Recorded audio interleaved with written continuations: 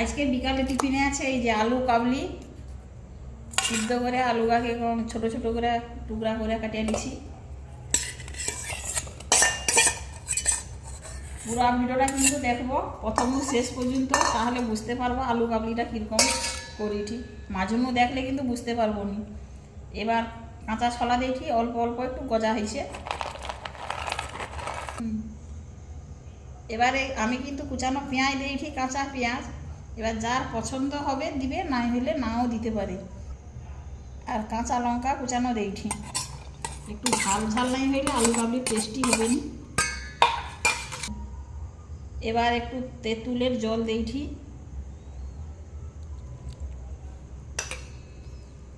তেঁতুলের জল ছাড়া কিন্তু আলু কাবলি ভালো লাগবে না।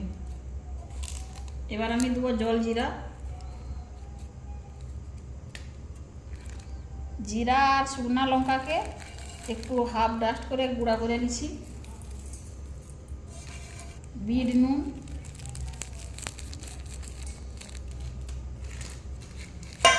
এবার দেবো ঝুরি ভাজা,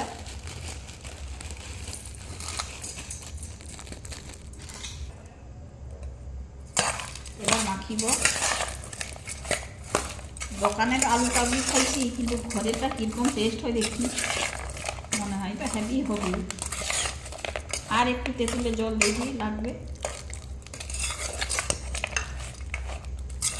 কি সুন্দর সেন্ট উঠছে গো। আবার একটু টেস্টের জন্য একটু পাতি লেবু দিয়েছি।